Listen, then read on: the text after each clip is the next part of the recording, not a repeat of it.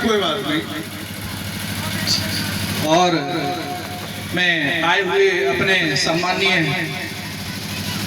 नेताजी से निवेदन करूंगा कि अपने 2 शब्दों से इस गांव के विकास के लिए भी जो 2 बातें हैं वो अवश्य रखें, क्योंकि अब आपका समय नहीं है। इस समय 2027 में हम सभी लोग इंतजार कर रहे हैं और ये आपका ही गांव है और ये हमेशा विकास से अछूता रहा है।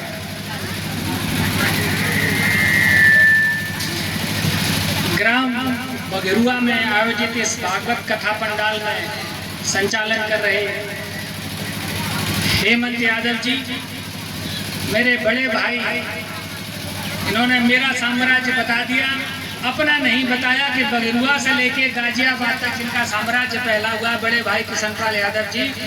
और हम लोगों के लिए बड़े सम्मान की बात है, हो सकता है बघेरुआ के लोग इस चीज़ को ना जानते हों कि आपके गांव के इन लाडले आदमी ने गाजियाबाद, नोएडा, एनसीआर में बहुत बड़ा नाम कमाया है और बघेरुआ और हमारे जागीर ब्लॉक का बहुत नाम रोशन किया है दिल्ली के आसपास क्षेत्रों में। और ये बहुत ही निकट है, राष्ट्रीय अध्यक्ष जी के भी बहुत निकट हैं, प्रोफेसर साहब से भी बहुत निकट हैं। तो ऐसे किशनपाल भैया के लिए सब लोग जरा तालियां बजाएं। और इस भागवत कथा के आयोजन में भी मुझे जानकारी हुई है कि इनका बहुत बड़ा सहयोग है। मेरे साथ चलकर आए मेरे रिश्तेदार और पूर्व ब्लॉक प्रमुख भाई टिंकू यादव जी, समाजवादी पार्टी के जिला उपाध्यक्ष भाई महेंद्र यादव जी, आपके ग्राम सभा का उभरता हुआ नेता सुनील यादव जी, पंकज प्रधान जी, उपस्थित सभी माताओं बहनों, और एक और धरोहर हैं भाई विपिन शास्त्री जी। बहुत अच्छी कथा आपने कही और मुझे सुनने में बड़ा मजा आ रहा था। और आपसे ज्यादा आकर्षण का केंद्र हमारे इस उल्टे हाथ पे बैठे चिमटा चला रहे भाई, अच्छे कलाकार हो लेकिन आंखें बचाए रखना आप शास्त्री जी की। उपस्थित सभी माताओं बहनों, सबका वंदन अभिनंदन करते हुए, मैंने अपने क्षेत्र में एक परंपरा इस समय किशनपाल भैया चला रखी है पिछले 8-10 साल से। जिस किसी भी भागवत कथा पंडाल में मैं जाता हूँ तो मैं भगवत गीता की पुस्तक का वितरण जरूर करता हूँ। और आज मैं फिर भगवत गीता की पुस्तक लेके आया हूँ, तो शास्त्री जी 10 मिनट का आप मुझे समय जरूर दीजिएगा।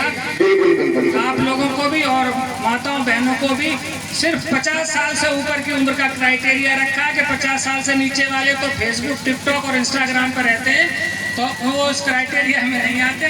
50 साल से ऊपर के जितने भी बुजुर्ग हैं, माताएं हैं, उन सबको हम भगवत गीता से वो करेंगे।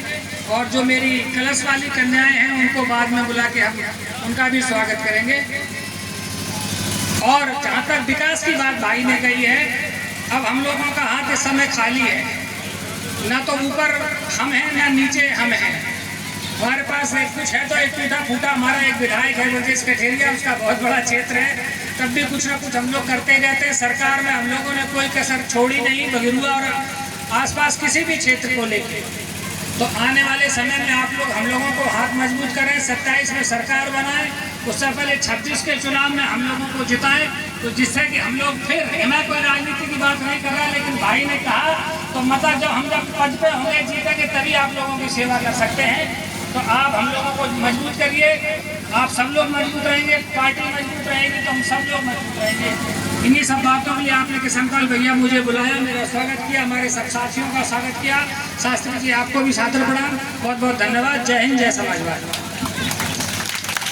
प्रमुख साहब 2 मिनट रुक जाओ, मैं आपसे भी बात करना चाहता हूँ।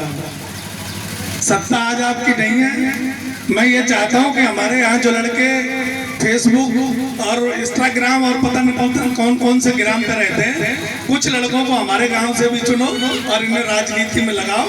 मैं आपको यहाँ का बच्चा किसी भी बेटी से और किसी भी महिला से, किसी भी बच्चे से पूछ लो, आपको पूरा बघेरुआ अपने परिवार की तरह समझता है और जानता है। आप किसी परिचय के मोहताज नहीं हो। रही बात विकास की, तो ये विकास सत्ता 2027 में आपकी आ रही है। ये आपको वादा करना पड़ेगा कि अब की बार समाजवादी पार्टी की सरकार आते ही ये मैनपुरी का जो कार्यालय है या मैनपुरी का डीएम कार्यालय, वहाँ बघेरुआ को आपको प्राथमिकता देनी पड़ेगी, क्योंकि बघेरुआ बहुत पिछड़ा है। मैं देखता हूँ आपके क्षेत्र में, बहुत सारे क्षेत्रों में एक सिंगल घर बना है, वहाँ के लिए भी आरसीसी गई हुई है। हमारे गाँव में गलियों में भी आरसीसी अभी बाकी है। जो भी हमारे गाँव के प्रधानों ने करवा पाया वो करवाया। एक ये रोड है, कितने साल पुरानी बनी थी, तो वो रोड और भी जो विकास के कार्य हैं वो आपको जायजा लेते रहे। और प्रमुख साहब, आपके भरोसे ये गांव है, इस गांव को आपका आशीर्वाद चाहिए।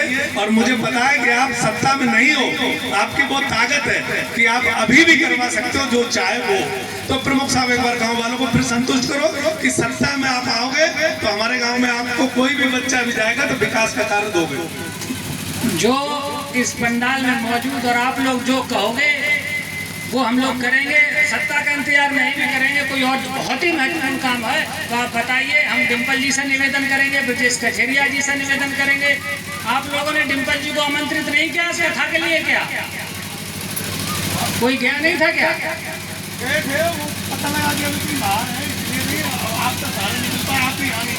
अच्छा अच्छा, हाँ। चलिए अगले बार किसी बड़े कार्यक्रम में डिम्पल जी को, वैसे इलेक्शन में डिम्पल जी आई थी यहाँ, एक घर में गई थी उनके, डॉक्टर विनय यादव जी के घर पे गई।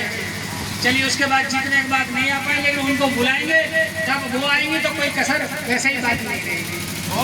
और मैं भगवत गीता बांटना चाह रहा हूँ, तो मास्टर साहब आप बता दीजिए किस क्रम में कैसे, जितने बुजुर्ग हैं उनको नाम लेके बुलाते चलिए और वरना व्यवस्था करेंगे।